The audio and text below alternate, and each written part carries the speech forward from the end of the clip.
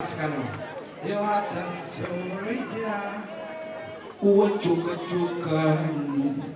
Ayoggedde Tukayimba fena, eh? Tell them. One more time, yeah?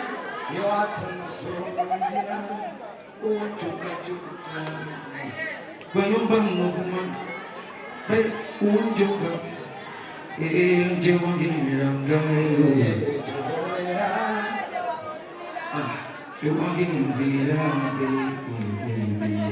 ani akunyiza okutuuka ku kintu ekyo onyigiridde mbadde ninyevayo tujja ani akunyiza okutuuka ku mbeera bwetyo oluyimba yaluyimbisa busungu sikyo. Mr. Salman, reduce my echo just a little bit, yeah? Yeah, man. What inspired Risk? Because it's one of the biggest songs we've had in this country. Well, of course, Obimanya addresses Ivamu, but I thought of putting out my pain through a song, yeah? Yeah. So, I didn't know Risk. I'm still there. Ani. Chosen Becky. Nemuchikola namwe. Wama bamuyitani.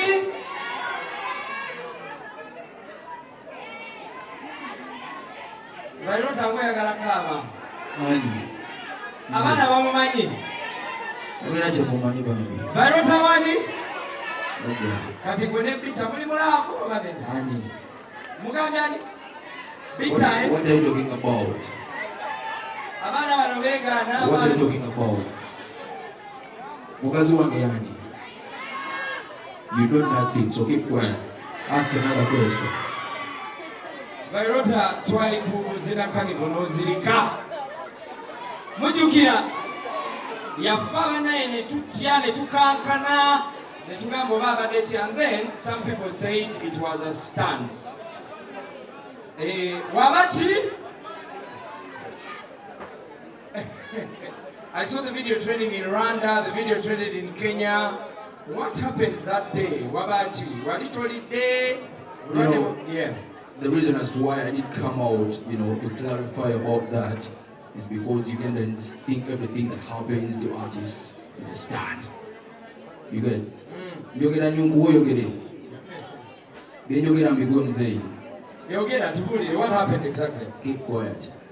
So, no, I'm sorry, but I need yogera. Listen. Well, I collapsed. The reason as to why I didn't show, the day before. Yeah. Atenze yavuga. Yeah. Katatina could show you.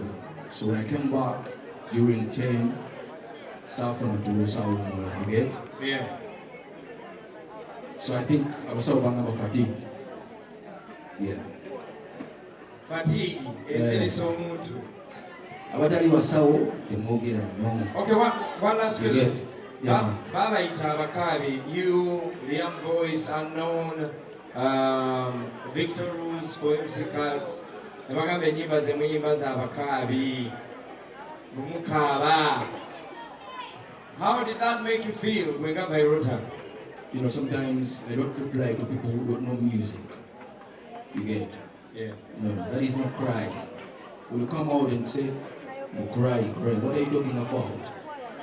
Because the crying I know is different from this. Yeah. Because I was singing as the people were singing. Oh yeah. That's cheating is another waka, right? Yeah. Waka. Where are you crying, you guys? So kati yakubuza ekibuuzo, I don't know what yasoma, but I don't deal with people abatali, abatulekewo. One question from the crowd for Vyroota, then today Mundongo. Anybody with a question? Huh? Vyroota damu tusumulwe